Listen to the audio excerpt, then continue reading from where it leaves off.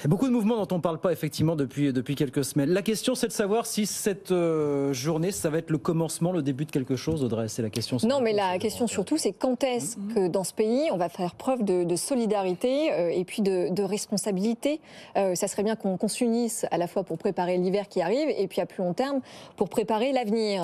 Sachant que les accords commencent à se signer avec les syndicats qui sont majoritaires, je trouve que c'est une aberration. Sachant que cette grève, par ailleurs, elle touche aussi évidemment les équipes de réparation des réacteurs nucléaires qui travaillent dans les centrales qui sont à l'arrêt et qu'on a quand même un risque majeur devant nous de manquer d'électricité cet hiver. Donc je ne sais pas ce qu'on cherche à faire, à paralyser le pays, à pousser les entreprises qui sont mal en point à la faillite et puis aussi peut-être à montrer à Vladimir Poutine qu'on a des économies affaiblies et puis des sociétés qui sont divisées. Est-ce que ça peut être le début de quelque chose, tout ça, Elisabeth Moreno, pour vous?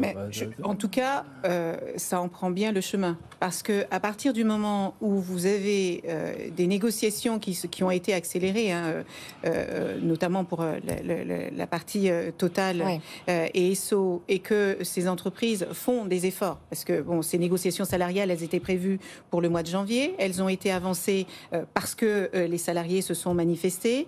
Je crois qu'il y a eu une augmentation de salaire qui a été promise de 7%, et malgré tout, ça se durcit. Moi, je pense surtout à toutes ces personnes qui vivent à la campagne. Vous savez que quand vous êtes éloigné de tous les transports, votre voiture, c'est le seul moyen, que ce soit pour les médecins, que ce soit pour les infirmières, de travailler, d'aller soigner nos compatriotes. Moi, je trouve quand même que c'est assez dur.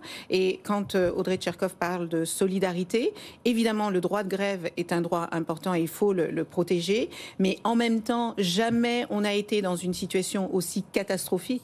Et je pense qu'il serait bien de penser à toutes ces personnes. Enfin, vous voyez les scènes d'agression qu'il y a eu dans les stations-service. On a suffisamment de pression sur les épaules sans en rajouter, peut-être. Mais juste vous.